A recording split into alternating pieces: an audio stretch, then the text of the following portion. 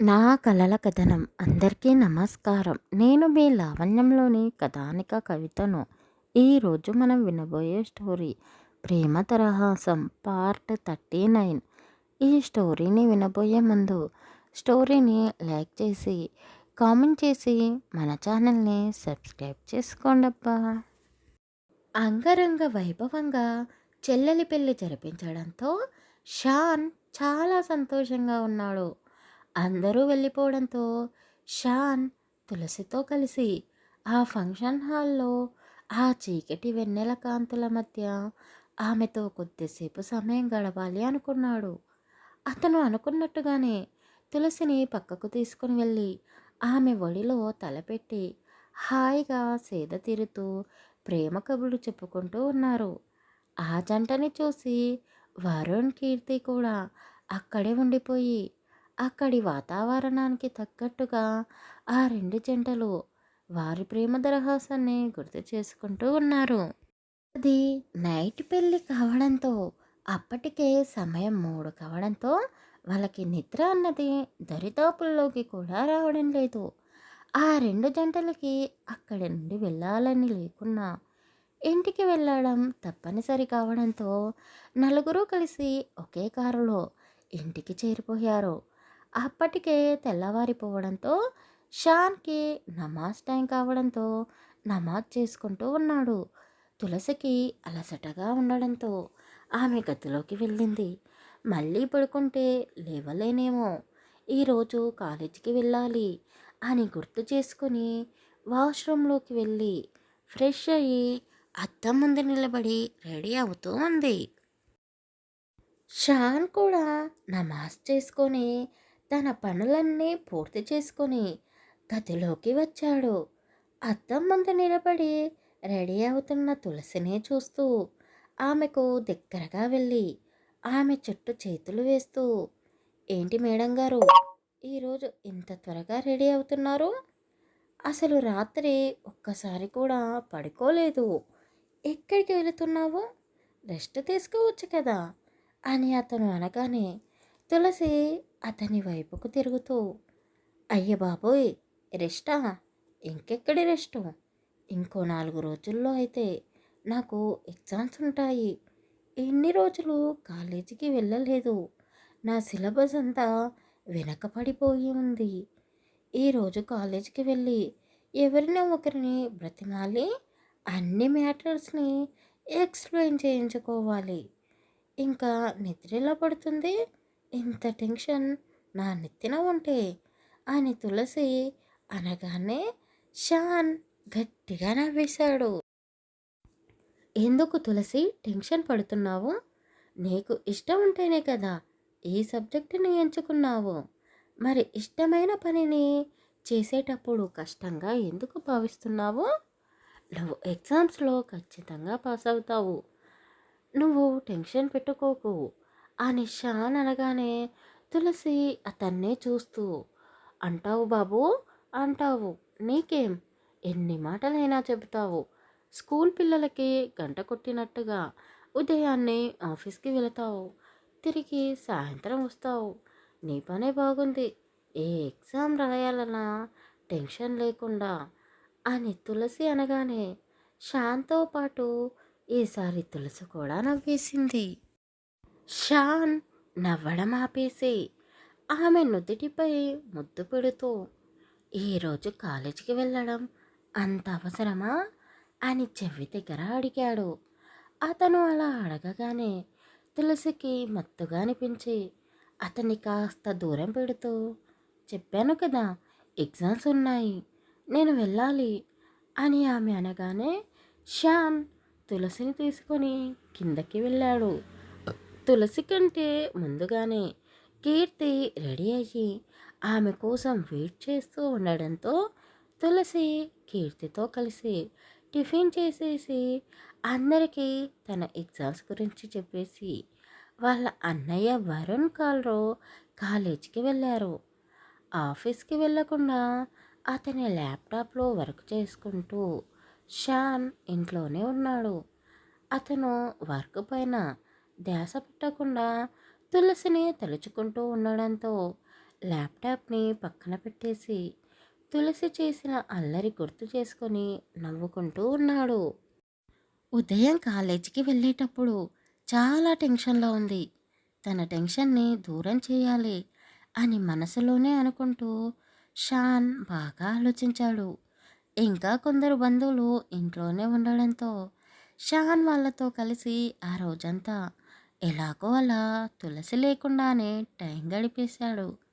సాయంత్రం కాగానే తులసి ఇంటికి రాగానే షాన్ ఆమెను చూసి నవ్వుతూ అతని ముఖం వెలిగిపోతూ ఉంది. అతని గమనిస్తూ ఉన్న సత్యవతి అతని మనసు గురించి తులసికి చెప్పడంతో తులసి చాలా సంతోషిస్తూ, నిజమే, నేనంటే పిచ్చి ప్రేమ, నా కోసం పడి చచ్చిపోతాడు. ఇంతలా ప్రేమించిన భర్తని ఇంకా దూరం పెట్టడం మంచిది కాదేమో, అయినా నేనిక్కడ దూరం పెట్టాను, అతనే లేనిపోని కండిషన్స్ పెట్టుకున్నాడు. వాళ్ళ అమ్మ పర్మిషన్ లేనిదే కాపురం మొదలుపెట్టాడేమో అని తులసి షాన్ గురించి ఆలోచిస్తూ టెన్షన్ పడడం మొదలుపెట్టింది. వామ్మో, ఇప్పటికే టెన్షన్స్తో సతమత పడిపోతున్నాను. ఇప్పుడు నా భర్త గురించి కూడా ఆలోచించి టెన్షన్ పడుతున్నాను. ఒకవేళ వాళ్ళ అమ్మ నన్ను వదిలేయమని చెప్తే వదిలేస్తాడా? అసలు వాళ్ళ అమ్మ గురించి తెలిసిన రోజు షాన్ ఎంతలా కుంగిపోతాడో, అతన్ని నేను ఓదార్చగలనా అని తులసి మనసులోనే అనుకుంటూ పరధ్యానంలోనే భోజనం చేసేసి నైట్ కావడంతో అందరితో ఎక్కువసేపు ఉండలేక పిచ్చి పిచ్చిగా ఆలోచిస్తూ అలసటగా తన గదిలోకి వెళ్ళింది. షాన్ ఆమె కోసమే ఎదురు చూస్తూ ల్యాప్టాప్ చేతిలో పట్టుకొని మంచంపై కూర్చొని ఉన్నాడు. తులసి అతన్ని చూసి ఆశ్చర్యపోయింది. నువ్వెప్పుడు వచ్చావు గదిలోకి? నువ్వు కిందనే ఉన్నావు అనుకున్నాను. ఇంత త్వరగా నువ్వు పడుకోవు కదా అని తులసి అడగడంతో అతను నవ్వుతూ ఆమెను అతని వద్ద కూర్చోమన్నట్టుగా సైగ చేశాడు. తులసికి ఏమీ అర్థం కాక అతను చెప్పినట్టుగానే వెళ్ళి అతని పక్కన కూర్చుంది. తులసి, అంతలా ఆశ్చర్యపోకు, అలాగే టెన్షన్ కూడా పడకు. నీకు తొందరపాటు ఎక్కువ అని నాకు తెలుసులే. ఈ రోజంతా నేను ఇంట్లో ఉండి నీ గురించే బాగా ఆలోచించాను. నీకు ఏదైనా చేయాలి అనుకున్నాను. అందుకే నువ్వు మిస్ అయిన సిలబస్ మొత్తం ఇదిగో ఈ ల్యాప్టాప్లో నోట్ చేసి పెట్టాను. నువ్వు ఏ టెన్షన్ లేకుండా హాయిగా చదువుకోవచ్చు. ఇంకో విషయం, నీకు ఎలాంటి డౌట్ ఉన్నా నాకు చెప్పు. నా ఫ్రెండ్ వాళ్ళ వైఫ్ డాక్టరే, తను నీకు హెల్ప్ చేస్తుంది అని షాన్ చెప్పగానే తులసి నమ్మలేనట్టుగా ల్యాప్టాప్ని తీసుకొని అన్నీ చెక్ చేస్తూ, వామ్మో, ఇదంతా నువ్వు నా కోసం చేసావా? రోజూ చదువుకుంటున్నా మాకే ఇదంతా చేయడం చాలా కష్టం. అలాంటిది నీకు ఈ కోర్సు పైన ఎలాంటి అవగాహన లేకుండా కష్టపడి నా కోసం నోట్స్ తయారు చేసావా అని తులసి అతన్ని పొగిడేస్తూ ల్యాప్టాప్ని పక్కన పెట్టేసి, చాలా థ్యాంక్స్, నువ్వు ఎంత హెల్ప్ చేసావో నీకు తెలీదు. ఇప్పుడు నేను ఖచ్చితంగా పాస్ అవుతాను. నాకు ఎలాంటి టెన్షన్ లేదు. అయినా నువ్వు నా పక్కనే ఉండగా నాకు ఎలాంటి భయము ఉండదు అని తులసి చాలా సంతోషిస్తూ అతన్ని గట్టిగా హత్తుకుంది. అతను కూడా ఆమె చుట్టూ చేతులు వేస్తూ, తులసి, నువ్వన్నది నిజమే. నేను ఉండగా నువ్వు టెన్షన్ పడాల్సిన పని లేదు. నువ్వు కోరుకున్నది ఏదైనా సరే నీ కాళ్ళ దగ్గరికి తెచ్చి పెడతాను అని అతను అనగానే తులసికి చాలా సంతోషమేసి అతని ప్రేమను తట్టుకోలేక కళ్ళలో నుండి కన్నీళ్లను కారుస్తూ కౌగిలి నుండి విడిపడి అతని కళ్ళలోకే చూస్తూ, ఎందుకు బావా, నేనంటే నీకు అంత ఇష్టమో? నువ్వు ప్రేమించినట్టు నేను నిన్ను ప్రేమించలేనేమో. నీ ప్రేమ ముందు నా ప్రేమ ఓడిపోతుందేమో అని తులసి అనగానే అతను ఆమె కన్నీళ్లను తుడుస్తూ, పిచ్చిదానా, ప్రేమలో ఓడిపోవడమేంటి? నువ్వు నన్ను నమ్మినప్పుడే నీ ప్రేమ గెలిచింది. అసలు నీ స్థానంలో మరో అమ్మాయి ఉండి ఉంటే ఈ ఆస్తి కోసం నన్ను అందచందాలతో కట్టిపడేసేది. కానీ నువ్వు అందరిలాంటి అమ్మాయివి కాదు. నీకు తెలుసా, నిన్ను చిన్నప్పటి నుండి నేను ఎంతలా ప్రేమిస్తున్నానో అని అతను అనగానే తులసి సిగ్గుపడుతూ, అదేమీ కాదు, చిన్నప్పటి నుండే ఎలా ప్రేమిస్తారు? అసలు ఆ వయసులో ప్రేమే పుట్టదు అని తులసి అనగానే షాన్ నవ్వుతూ, నిజమే, ఆ వయసులో ప్రేమ పుట్టదు, కానీ ఇష్టమైతే ఏర్పడుతుంది కదా. ఆ ఇష్టమే పెరిగి పెద్దగా అవ్వి నీపై ప్రేమగా మారింది. నీకు తెలుసా, నిన్ను ఎవరైనా ఏడిపించాలని చూసినా, నీకు దగ్గరవ్వాలని ఆలోచన చేసినా వాళ్లకు నేను చుక్కలు చూపించేవాడిని. నీకు తెలియకుండానే అందరి చూపుల నుండి నిన్ను కాపాడుకుంటూ వచ్చాను. నీకు గుర్తుకు ఉందా, మన పెళ్ళికి ముందు కూడా నువ్వు నైట్ ఒంటరిగా బయటికి వెళ్ళావు. నువ్వు రోడ్డుపై ఇబ్బంది పడుతున్నావు అని తెలుసుకొని నేను అక్కడికి వచ్చాను అని షాన్ చెప్పగానే తులసి నోరెళ్ళబెట్టి అతన్నే చూస్తూ, అయ్యో అయ్యో, నేను ఒక పిచ్చిదాన్ని. నేను ఎప్పుడు ఇబ్బందుల్లో ఉన్నా నువ్వు అక్కడికి వచ్చేవాడివి. అసలు నాకు ఆ ఆలోచనే రాలేదు. ఎప్పుడు నువ్వే ఎందుకు వస్తున్నావు అని. అంటే నువ్వు మా కుటుంబంపై పగ పెంచుకుంటూనే నాపై ప్రేమను కూడా పెంచుకున్నావా?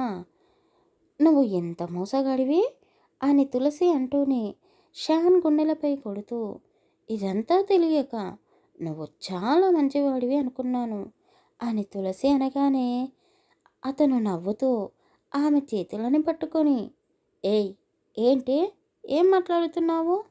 అయినా నువ్వు నా సొంతం. నీ గురించి నేను ఆలోచించకుండా ఇంకా ఎవరు ఆలోచిస్తారే అని అతను అనగానే తులసి అతన్ని నుండి చేతులు విడిపించుకుంటూ మళ్ళీ కొట్టడంతో షాన్ అమాంతం తులసిని అతని పైకి లాక్కున్నాడు. అలా తులసి అతనిపై ఉండడంతో అతను ఆమెను ఇంకా గట్టిగా అదిమి పట్టుకొని ఆమె కళ్ళలోకే చూస్తూ, నేను తప్పు చేశానా? నన్ను కొడితే నీ కోపం చల్లారుతుందా అని అతను అనగానే తులసి అతని కళ్ళలోకే చూస్తూ అతని ప్రేమను ఆస్వాదిస్తూ, బావా, నేను నిన్ను ఆట పట్టించాలని అలా అన్నాను.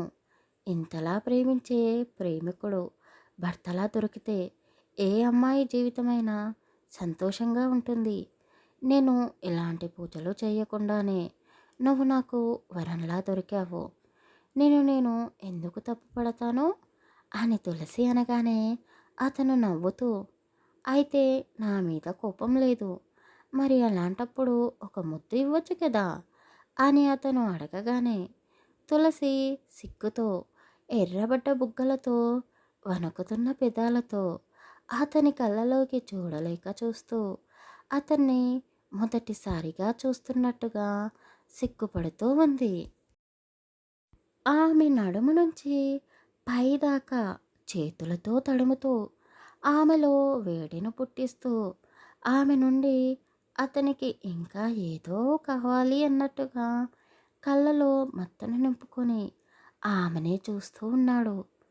రోజూ నాతో గొడవ పడుతూ ఉండేదానివి, ఏంటి ఈరోజు సైలెంట్గా సిగ్గుపడుతున్నావు? పోనీ ఆ ముద్దేదో నేనే పెట్టనా అని అతను అడగడంతో తులసి మౌనంగా ఉండిపోయింది. అతనికి ఉన్నట్టుండిగా ఏదో గుర్తుకు రావడంతో తులసిని అతని పైనుండి లేపుతూ అతను లేచి కూర్చున్నాడు. తులసి, సారీ, నిన్ను డిస్టర్బ్ చేయొద్దు అనుకున్నాను, కానీ నన్ను నేను కంట్రోల్ చేసుకోలేకపోతున్నాను. నువ్వు చెప్పావు కదా ఇంకా 2 రోజులు ఆగమని. అదీ కాక నీకు ఇప్పుడు ఎగ్జామ్స్ ఉన్నాయి కదా, నువ్వు చదువుకో, నేను బాల్కనీలో పడుకుంటాను. ఇక్కడ ఉంటే నేను తప్పు చేస్తానేమో అనిపిస్తుంది అని అతను చెప్పేసి మంచం పైకెంచి లేచి వెళ్ళబోతూ ఉంటే తులసి అతని చెయ్యి పట్టుకొని ఆపేస్తూ, నువ్వు నా కోసం ఇంత చేశావు, మరి నువ్వడిగింది నేను ఇవ్వకపోతే ఎలా అని అంటూనే ఆమె పైకి లేచి అతని ముందు నిలబడింది. కాళ్ళు పైకి లేపి అతని మెడ చుట్టూ చేతులు వేసి తలని కిందకి వంపుకొని అతని పెదాలపై గాఢంగా ముద్దు పెట్టింది. కొద్ది నిమిషాలు ఆ ముద్దును ఆస్వాదిస్తూ ఒకరి ఊపిరి ఒకరు పీల్చుకుంటూ ఊపిరి పీల్చుకోవడం భారం కావడంతో ఇద్దరూ కాస్త దూరం జరిగారు. షాన్ ఆమె వైపు కొంటగా చూస్తూ, తులసి, ఏం చేశావు నువ్వు? ఇలా చేస్తావని నేను అస్సలు ఊహించలేదు అని అతను అనగానే తులసి అతన్ని కౌగిలించుకుంటూ, ఓయ్, నిన్ను నేను పెద్ద రౌడీ అనుకున్నాను, కానీ నువ్వు జీరోవి.